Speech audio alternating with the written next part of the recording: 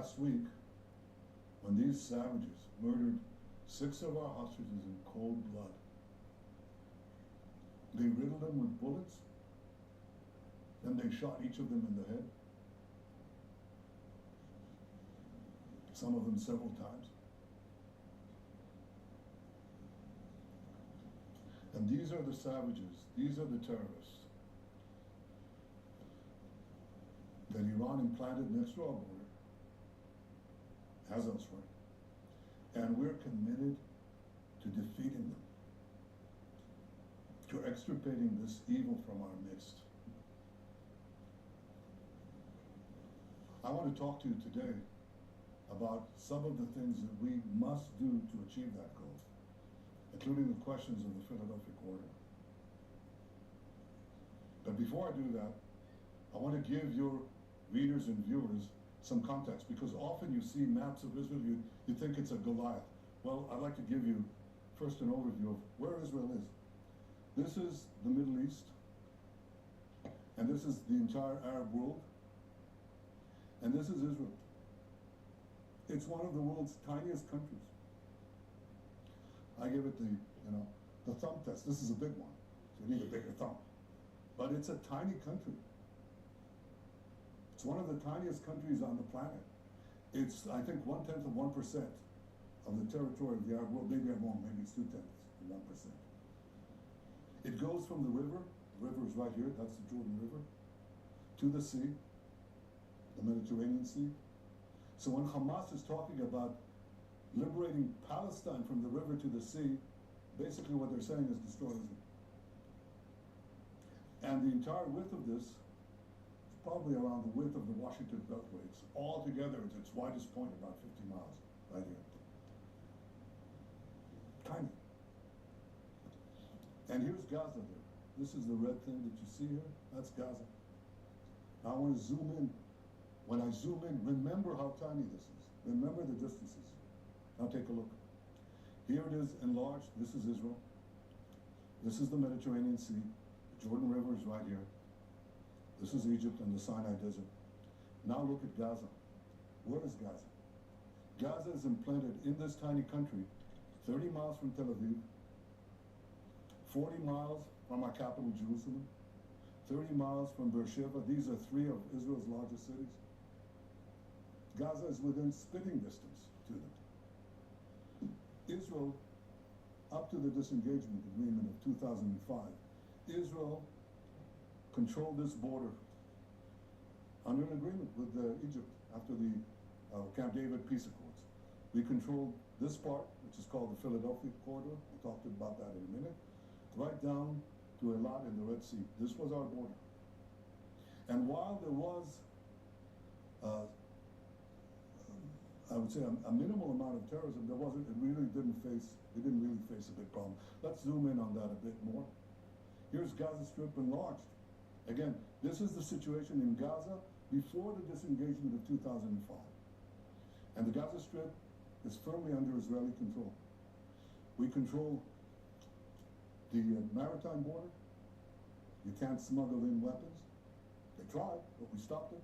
You control the land border, and you control this border between the Sinai Desert, Egypt, and Gaza, the Gaza Strip.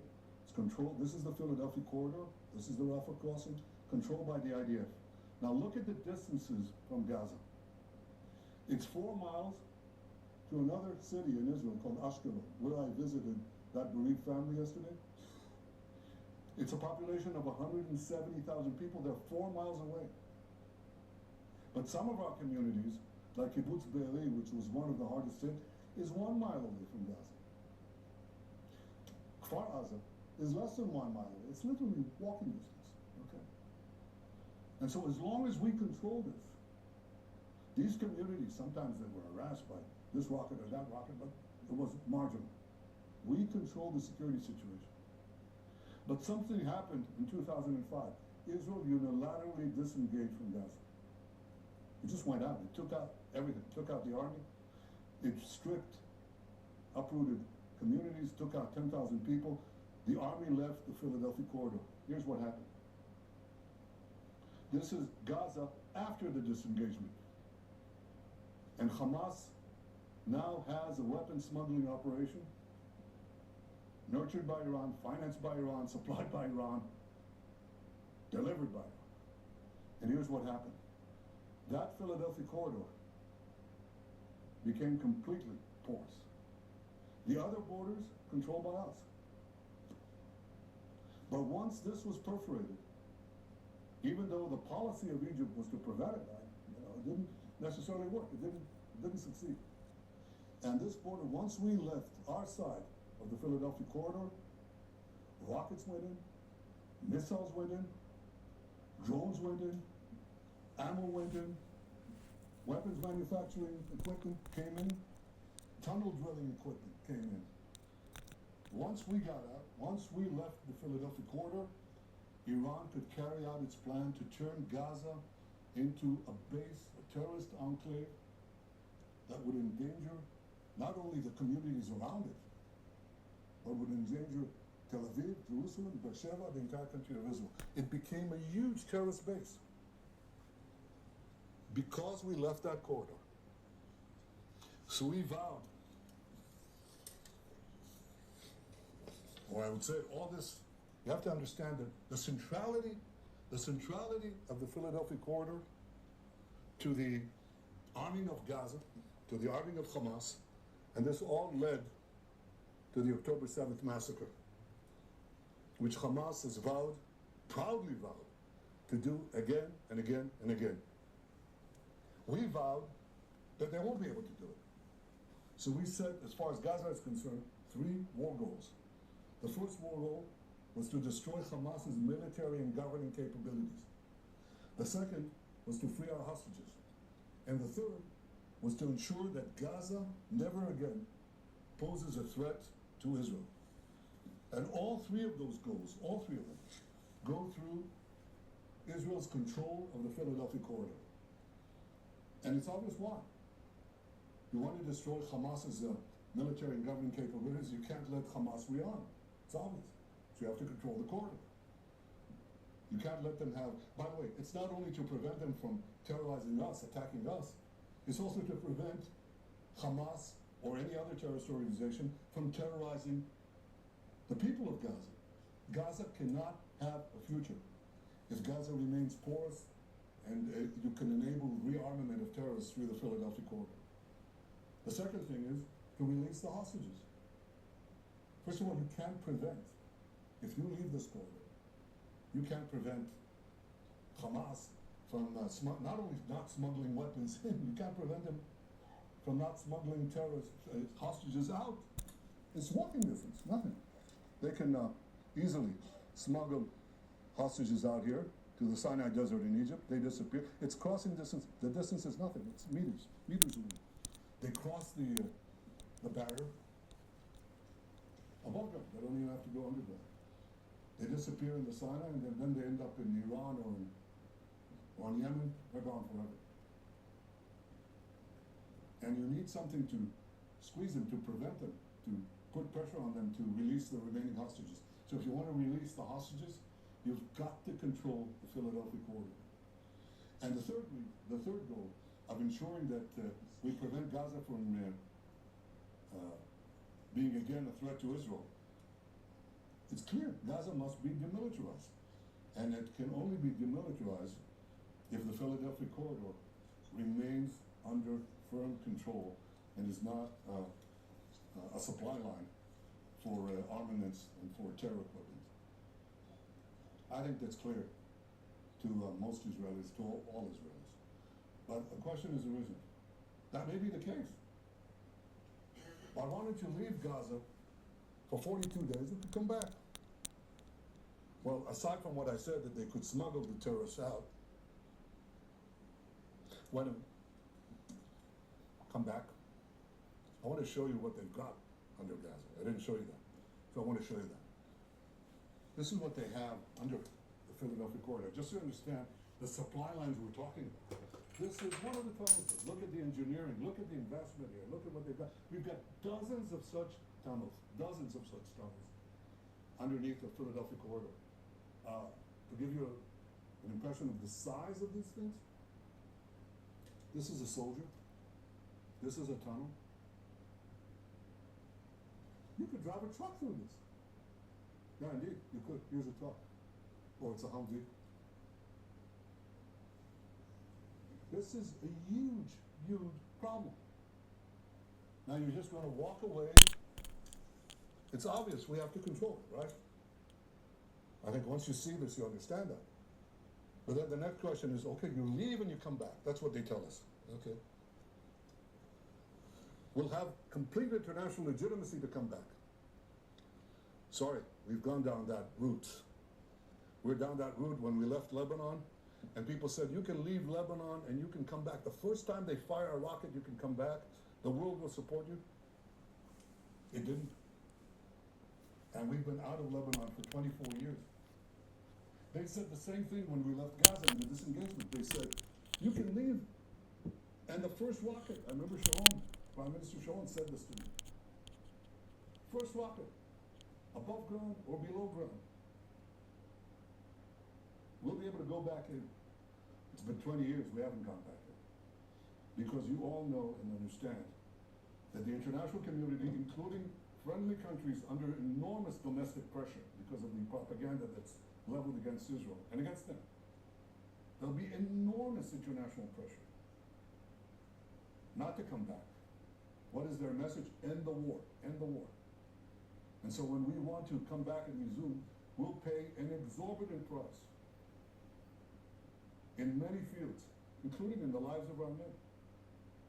To come back, it's not just a military question. It's a military, political, strategic question. And we make that decision. We're not going to leave. 42 days, we're there. I don't want to leave in order to come back in when I know that we didn't come back in, and it's not going to take another 24 years to come back in, and God knows what price we'll have, how many more massacres, how many more kidnappings, how many more hostages, how many more rapes. It's not going to happen. So people said, yeah, but if you stay, this will kill the deal. And I say, such a deal will kill us. And there won't be a deal that way. This is a false narrative. I'm willing to make a deal. I made one already. One that brought back 150 hostages, 117 alive. And I'm committed to return the remaining 101. I'll do everything I can to get them. But leaving Philadelphia does not advance the release of the hostages, because the deal cannot be advanced. They'll give you a minor part, if they give anything. Keep the rest. Go and argue. You know when they started giving us hostages? When we went into Philadelphia. When we went into Rafah. When we controlled the Rafah crossing. That's when they felt the pressure. As long as they didn't feel the pressure, they wouldn't do it. The first batch, the first deal that we got was a result of our invasion, the military pressure we put in. They gave us the hostages. After that, they thought, well, we'll have the international pressure turn on Israel, so we won't have to make any concessions. But after Rafah, their tune changed. They began to change. If we leave Rafah, if we leave the Philadelphia corridor, there won't be any pressure. We won't get the hostages. I said I'm willing to make a deal. The real obstacle to making a deal is not Israel. And it's not me. It's Hamas. It's Sinwar. On April 27th, I put forward a proposal by Israel, which Secretary Blinken called extremely generous. On May 31st, having met Blinken again, I said we agreed to the US-backed proposal, and Hamas refused. On August 16th, the US brought forth what they call the final bridging proposal. Again, we accepted, Hamas refused. On August 19th, Secretary Blinken said, Israel accepted the US proposal, now Hamas has to do the same. On August 28th, That's a week ago. The deputy CIA director said Israel showed seriousness in the negotiations. Now Hamas must make the deal. This was last week. So I ask you, what has changed? What has changed in this week? What's changed is that they murdered 6 of our hostages in cold blood. Now the world will seriously demand that Israel make concessions after this massacre? What message is this sent to Hamas? I'll tell you what the message is. Murder more hostages, you'll get more concessions. That's not only illogical, it's not only immoral, it's downright insane. So it's not going to happen. We have red lines. Before the murder, they haven't changed. We'll hold to them. But we also have had flexibility. And I'll tell you one thing, Hamas will pay for this. That you can be assured. We'll make sure that we extract them. That price from them. But we are firm on our red lines, including the Philadelphia corridor, for the reasons I described here. I'm flexible where I can be. I'm firm where I have to be. I think there is the possibility of getting this deal if we stick to this strategy. I said before, we got 150 hostages out because we combined a firm stance with military pressure. And I said that Hamas, after that, relied on international pressure, but it had weakened.